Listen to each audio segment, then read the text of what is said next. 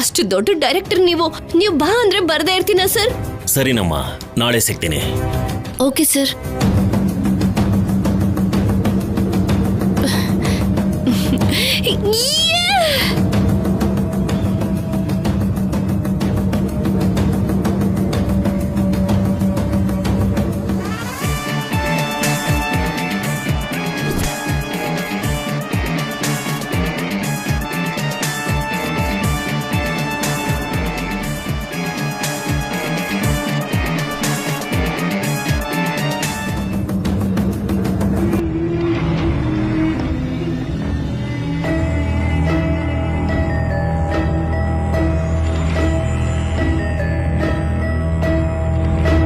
ಕಲ್ಯಾಣಿ, ಊಟ ಮಾಡು. ಯಾಕಮ್ಮ? ಕಲ್ಯಾಣಿ ಕಲ್ಯಾಣಿ,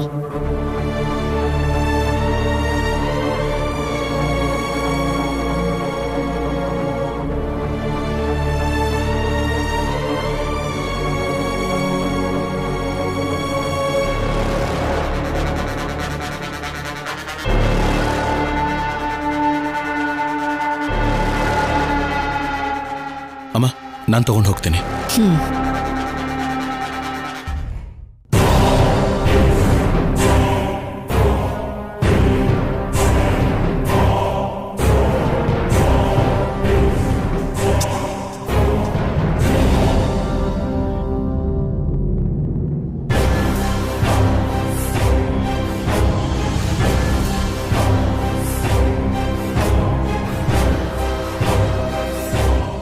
ಹಲೋ, ಏನು ಊಟ ಬಿಟ್ಟು ಇಲ್ಲೇನು ಯೋಚನೆ ಮಾಡ್ತಾ ನಿಂತಿದ್ಯಾ? ಯಾರ ಫೋನಲ್ಲಿ? ಅದು ಯಾವುದೋ ರಾಂಗ್ ನಂಬರ್ ರೀ. ಮತ್ತೆ ರಾಂಗ್ ನಂಬರ್ ಜೊತೆ ಇಷ್ಟೊತ್ತೇನು ಮಾತಾಡ್ತಿದ್ದೆ? ಏನಿಲ್ಲ.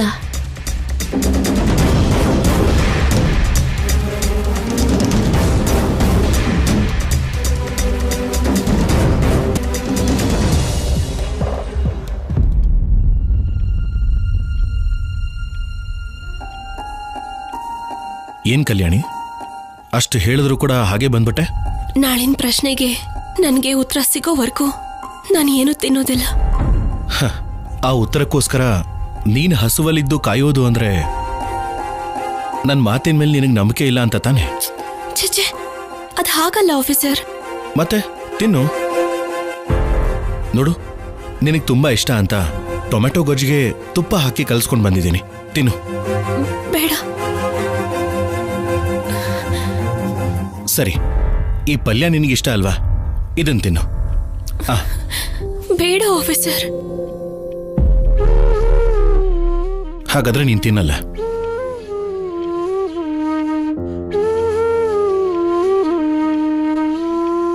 ದೇವ್ರೆ, ಓ ಒಳ್ಳೆ ದೇವ್ರೆ, ಮುಳ್ಳಿನ ಹಾಗಿರೋ ಸಂಪದನ ಹೆಂಡತಿ ಹಾಕ್ಕೊಟ್ಟೆ. ನಿನಗೆ ಇಷ್ಟ ಆಗದೆ ಕತ್ತರಿಸಿ ತುಳಸಿ ಗಿಡದಂತಹ ಕಲ್ಯಾಣಿನ ಕೊಟ್ಟೆ. ಅಂದವಾದ ಮುಖ ಕೊಟ್ಟೆ. ಆ ಮುಖದ ಮೇಲೆ ಒಂದು ದೃಷ್ಟಿ ಬೊಟ್ಟನ್ನು ಕೂಡ ಕೊಟ್ಟೆ. ನೋಡೋದಕ್ಕೆ ಕಣ್ಣನ್ನು ಕೊಟ್ಟೆ. ಆ ಕಣ್ಣುಗಳಿಂದ ಅಳು ಬರೋದಕ್ಕೆ ಕಣ್ಣೀರು ಕೊಟ್ಟೆ. ನಗೋದಕ್ಕೆ 2 ತುಟಿಗಳನ್ನು ಕೊಟ್ಟೆ. ಎಲ್ಲ ಕೊಟ್ಟು ಈ ಮುಖದ ಮೇಲೆ ನಗು ಕೊಡೋದಕ್ಕೆ ಯಾಕಪ್ಪ ಮರ್ತೋದೆ?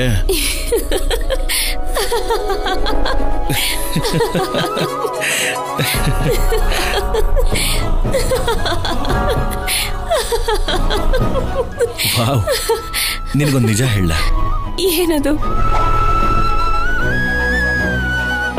ಆ ಚಂದ್ರ ಏನ್ ಹೇಳ್ತಿದ್ದಾನೆ ಅಂದ್ರೆ, ಹತ್ರ ಬಾ ಇಲ್ಲಿ ಬಾ. ಏನು? ಆ ಚಂದ್ರನ್ಗಿಂತ ನಿನ್ ನಗುನೇ ಚೆನ್ನಾಗಿರುತ್ತಂತೆ. ಹಲೋ ಚಂದ್ರ, ನೀನೇನು ಅನ್ಕೋಬೇಡ, ಆದ್ರೆ ಇದಂತೂ ನಿಜಾನೇ.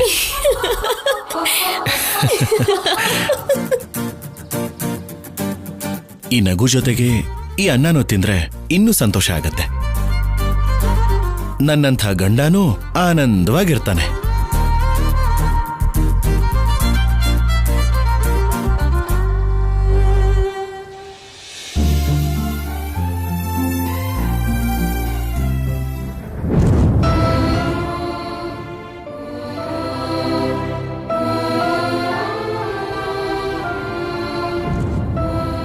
ತಾಯಿ ಹೀಗೆ ಮಾಡ್ತಿದ್ಯಾ? ನಾವು ಎಷ್ಟು ಪ್ರಯತ್ನ ಮಾಡಿದ್ರೂ ಕೂಡ ಫಲನೇ ಸಿಗ್ತಿಲ್ಲ. ಯಾಕೆ ಹೀಗೆಲ್ಲ ನಡೀತಿದೆ?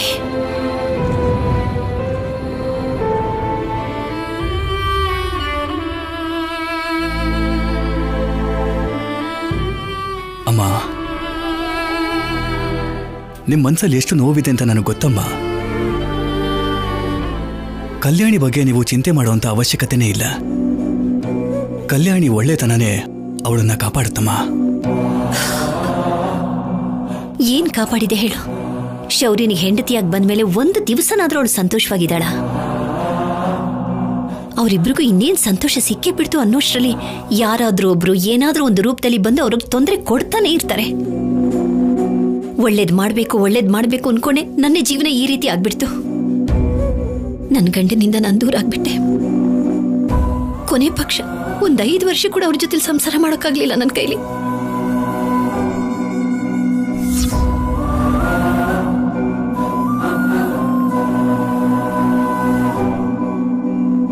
ಅನುಪಮನ್ಗೆ ಒಳ್ಳೆ ಜೀವನನ ದೂರ ಮಾಡಿ ಕಣ್ಣಲ್ಲಿ ಕಣ್ಣೀರ್ನ ಜೊತೆಗ್ ಬಿಟ್ಟು 18 ವರ್ಷ ದೂರ ಇದ್ದೋನು ಇವಾಗ ಕುಂಕುಮ ಹಚ್ಚಿ ಏನ್ ಉದ್ಧಾರ ಮಾಡೋದಕ್ಕೆ ಬಂದಿದ್ದಾನೆ. ನಾನು ಅನುಪಮ ಮೇಲೆ ಪ್ರೀತಿ ಇಲ್ದೆ ಅವಳನ್ನ ಬಿಟ್ಟು ಹೋಗ್ಲಿಲ್ಲಮ್ಮ.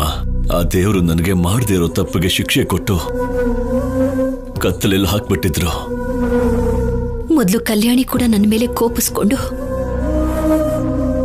ಅಮ್ಮ ಅಂದ್ರೇನೆ ಒಂಥರ ಅಸಹ್ಯ ಪಟ್ಕೊಂಡಿದ್ಲು.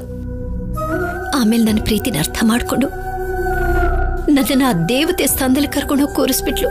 ಇವತ್ತು ನಾನು ಅಂದ್ರೆ ಪ್ರಾಣ ಬಿಡ್ತಾಳೆ ಅಂತ ನನ್ನ ಮಗಳ ಜೀವನ ಇವತ್ತು ಹಾಳಾಗ್ತಿರೋದನ್ನ ನೋಡಿ ನನ್ನ ಕೈಲಿ ಏನು ಮಾಡೋಕ್ ಆಗ್ತಿಲ್ವಲ್ಲ ಅಂತ ಕೈ ಹಿಸ್ಕೊಂಡು ಕೂತ್ಕೊಳ್ಳೋ ಹಾಗಾಗಿದೆ. ಹಾಗೇನೂ ಇಲ್ಲಮ್ಮ, ಎಲ್ಲ ಒಳ್ಳೇದೇ ಆಗುತ್ತೆ. ಏನೂ ಆಗುತ್ತೆ ಅಂತ ನೀವು ಭಯ ಪಟ್ರೆ ಕಲ್ಯಾಣಿ ಕೂಡ ಭಯ ಪಡ್ತಾಳೆ. ಒಳ್ಳೆಯವ್ರಿಗೆಲ್ಲ ಒಳ್ಳೇದೇ ಆಗೋ ತರ ಇದ್ದಿದ್ರೆ ಅನುಪಮ ಅಮ್ಮ ಒಳ್ಳೆತನಕ್ಕೆ ಮಹಾರಾಣಿ ಹಾಗೆ ಎಲ್ಲೋ ಬದುಕ್ಬೇಕಿತ್ತು.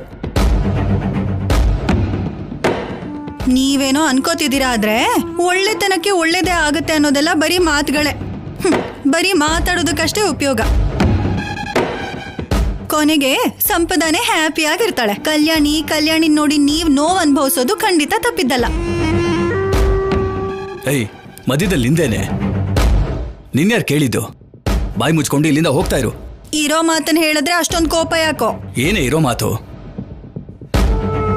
ನಾವೇನ್ ಮಾಡದೆ ಹೋದ್ರೂ ಮನಸ್ಸಿಗೆ ಸಂತೋಷ ಆಗೋ ಹಾಗೆ 4 ಮಾತಾಡ್ಬೇಕು. ಅದನ್ ಬಿಟ್ಟು ನಿನ್ ಹಾಗೆ ಮನಸ್ಸಿಗೆ ಬೆಂಕಿ ಇಡೋ ತರ ಮಾತಾಡ್ಬಾರ್ದು. ಅವಳಿಗೆ ಏನ್ ಮಾತಾಡ್ಬೇಕು ಅಂತ ಗೊತ್ತಿದ್ದಿದ್ರೆ ಹೀಗೆ ಯಾಕಿರ್ತಿದ್ಲು? ಅಷ್ಟೇ ಬಿಡಿ. ಅನ್ನೋದಕ್ಕೆ ಎಲ್ರಿಗೂ ನನ್ನನ್ ಬಿಟ್ರೆ ಇನ್ಯಾರೂ ಸಿಗಲ್ಲ.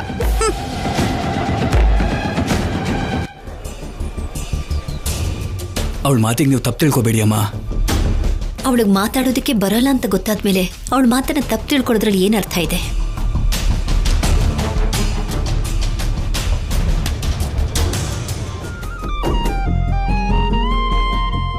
ನೋಡು, ನಿನಗ್ ಬೇಕು ಅಂದ್ರೆ ಕೊನೆಯಲ್ಲಿ ಒಂದು ಲೈಫ್ ಲೈನ್ ಕೊಡ್ತೀನಿ, ಉಪಯೋಗಿಸ್ಕೊ.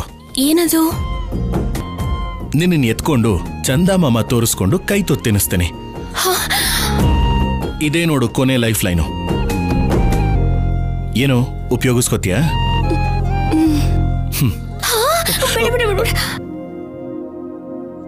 ಮತ್ತೆ ತಿನ್ನು.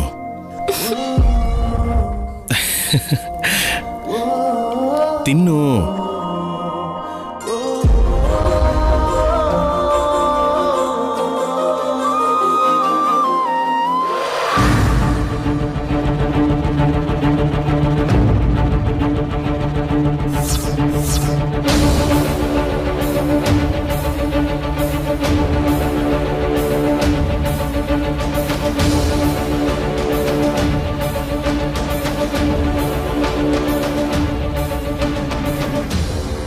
ಸಂಪದ, ಅವರಿಬ್ರು ಹೊರಗಡೆ ಸಂಜು ಮತ್ತು ಗೀತಾ ಸೇರಬೇಕು ಅಂತ ಡ್ಯೂಯೇಟ್ ಹಾಡ್ತಾ ಇದ್ರೆ ನೀನ್ ಇಲ್ಲೇನ್ ಮಾಡ್ತಿದ್ಯಾ? ಅವ್ರಿಗೇನಾದ್ರೂ ನಾನು ಕಾವಲಿದ್ದೀನ? ರೊಮ್ಯಾನ್ಸ್ ಮಾಡ್ಕೋತಾರೋ ಇನ್ನೇನ್ ಮಾಡ್ಕೋತಾರೋ ಮಾಡ್ಕೊಳ್ಳಿ ಬಿಡಿ. ಹಾಗಲ್ಲ ಸಂಪದ, ನನಗದು ಸಮಸ್ಯೆನೇ ಅಲ್ಲ. ನನ್ನ ತಲೆಯಲ್ಲಿ 100 ಸಮಸ್ಯೆ ಇದೆ. ಬಿಟ್ಬಿಡಿ ನನ್ನ.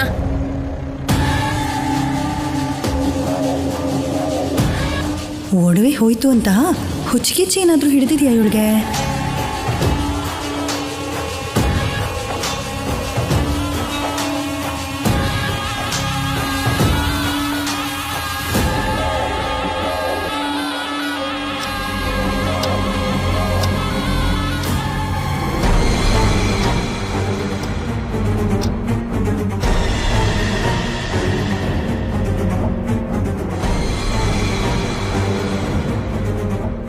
ಇನ್ನೂ 100 ಕಾಲ ಗಂಡ ಹೆಂಡತಿಯಾಗಿ ಹೀಗೆ ಬದುಕಿರ್ತೀವಿ. ಓಕೆನಾ? ಅವಳಿಗೆ ಹುಚ್ಚು ಹಿಡ್ದಿದೆ ಅನ್ಕೊಂಡ್ರೆ ಇವ್ರ ಹುಚ್ಚು ಪೀಕ್ಸಿಗೆ ಹೋಗ್ತಿದ್ಯಲ್ಲ. ಬೆಳಗ್ಗೆ ಆದ್ರೆ ಬೇರೆ ಆಗ್ತಾರೆ, ಅದನ್ನ ಮರ್ತ್ ಹೋಗಿ 100 ವರ್ಷ ಜೊತೆಗಿರ್ತೀವಿ ಅಂತ ಕನಸು ಕಾಣ್ತಿದಾರಲ್ಲ ಇವರು.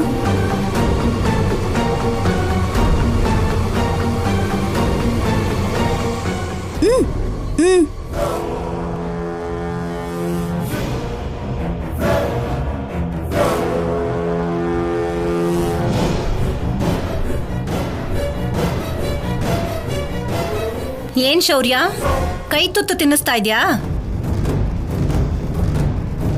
ನೀನು ತಿನ್ನಿಸ್ತಾ ಇರೋ ಈ ತುತ್ತೆ ಕೊನೆ ತುತ್ತು. ಆ ಸಂಪದ ಹೇಳ್ದ ಹಾಗೇನೆ ನಾಳೆ ಕೋರ್ಟ್ ತೀರ್ಪು ಕೊಟ್ಟ ಮೇಲೆ ಅವಳು ಯಾರೋ ನೀನ್ ಯಾರೋ. ಹೌದಲ್ವಾ? ದೂರ ಆಗ್ತಿದೀವಲ್ಲ ಅಂತ ದುಃಖ ಪಡೋದನ್ನ ಬಿಟ್ಟು ಕೈ ತುತ್ತು ತಿನ್ನಿಸ್ತಾ ಇದ್ಯಾ? ನಾವ್ ಯಾವತ್ತಿಗೂ ದೂರ ಆಗಲ್ಲ. ನಮ್ಮನ್ನ ಯಾರೂ ದೂರ ಮಾಡೋಕ್ಕೂ ಆಗಲ್ಲ.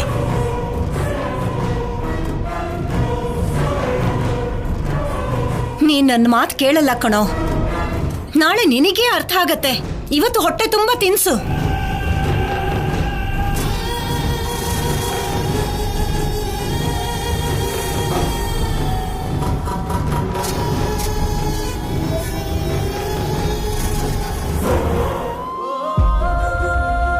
ನೀನ್ ಯಾರ ಮಾತಿಗೂ ಬೇಜಾರು ಮಾಡ್ಕೋಬೇಡ. ತಿನ್ನು. ಎಲ್ರೂ ಬೇರೆ ಆಗ್ತಾರೆ ಅಂತ ಭಯಪಟ್ಟು ಸಾಯ್ತಿದ್ರೆ ಈ ಶೌರ್ಯಂಗ್ ಎಷ್ಟು ಧೈರ್ಯ.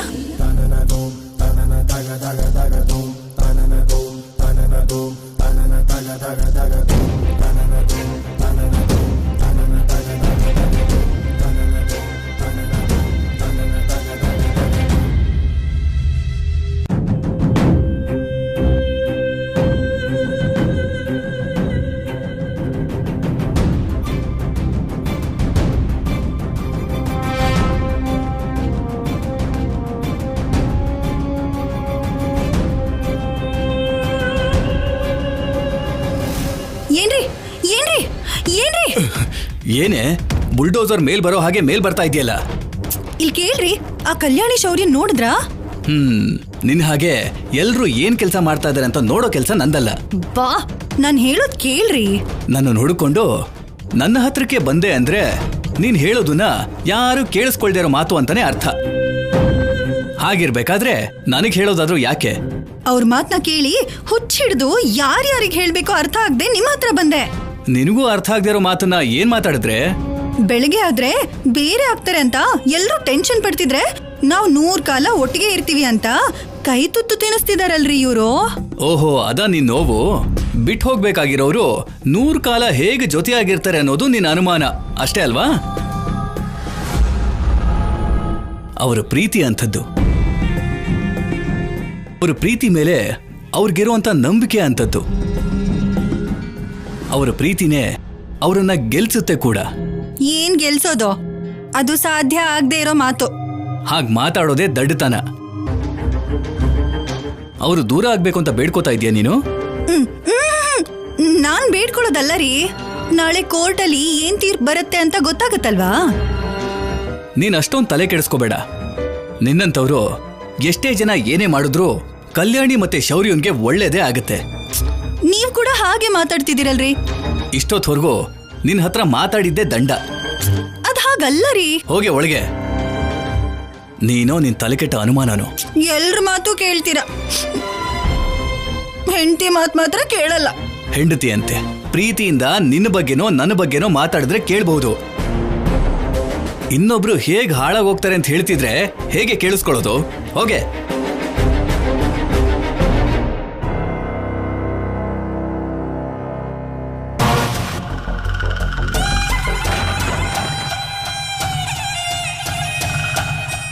ಯಾರು ಏನೇ ಅಂದ್ರು ನನಗ್ ಮಾತ್ರ ತುಂಬಾ ಸಂತೋಷ ಆಗ್ತಿದೆ.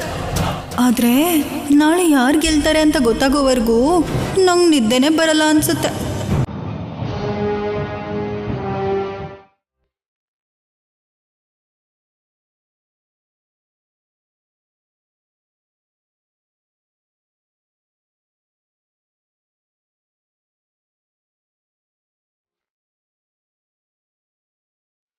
ಏನ್ ಕಲ್ಯಾಣಿ, ಇಷ್ಟು ಹಸುವಾಗಿದ್ರು ಅಲ್ಲಿಂದ ಎದ್ದು ಬಂದಿದ್ಯಲ್ಲ? ಬೇಜಾರು ಹಸುವನ್ನ ಮರೆಸ್ತಾ ಇದ್ರೆ ಹಸುವಾಗ್ತಿರೋದು ಹೇಗ್ ಗೊತ್ತಾಗುತ್ತೆ? ನಿನ್ನ ಹಸುವು ನಿನಗೆ ಗೊತ್ತಾಗದೇ ಇದ್ರು ನನಗೆ ಗೊತ್ತಾಗತ್ತೆ. ತಿನ್ನು. ನೋಡಿದ್ರ ಎಷ್ಟೇ ಅಡೆತಡೆ ಬಂದ್ರು, ಸಂಪದ ಅಂತವರು ಎಷ್ಟೇ ಅಡ್ಡಿ ಮಾಡಿದ್ರು, ಅವರಿಬ್ಬರ ಮಧ್ಯೆ ಪ್ರೀತಿ ಎಷ್ಟು ಜಾಸ್ತಿ ಆಗ್ತಿದ್ಯೋ. ನಿಜವಾದ ಪ್ರೀತಿ ದಿನೇ ದಿನೇ ಹೆಚ್ಚುತ್ತೆ ಹೊರತು ಕಮ್ಮಿ ಆಗಲ್ಲ ಪಾರ್ವತಿ. ನೋಡ್ತಿದ್ಯಲ್ವಾ, ಪ್ರತಿ ಕ್ಷಣ ಪ್ರೇಮ ಪಕ್ಷಿಗಳ ಹಾಗೆ ಇಬ್ರು ಒಟ್ಟಿಗೆ ಇರಬೇಕು ಅಂತ ಎಷ್ಟೊಂದು ಆಸೆ ಪಡ್ತಿದ್ದಾರೆ.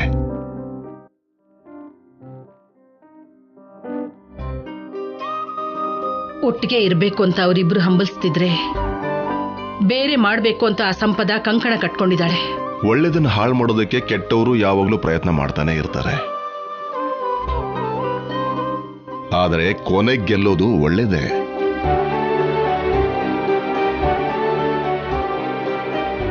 ಯಾವುದೋ ಅದ್ಭುತ ನಡೆದು ನಾಳೆ ಆ ಸಂಪದ ಕೇಸ್ ವಾಪಸ್ ತಗೊಂಡ್ರೆ ಎಷ್ಟು ಚೆನ್ನಾಗಿರುತ್ತೀರಿ.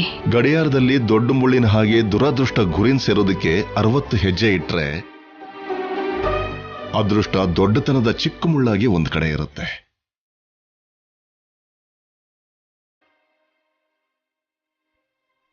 ದುರಾದೃಷ್ಟ ನೋಡಿ ಬೇಜಾರು ಮಾಡ್ಕೋಬೇಡ. ಬರೋ ಅದೃಷ್ಟನ ಏನೇ ಮಾಡಿದ್ರೂ ತಡೆಯೋಕ್ಕಾಗಲ್ಲ.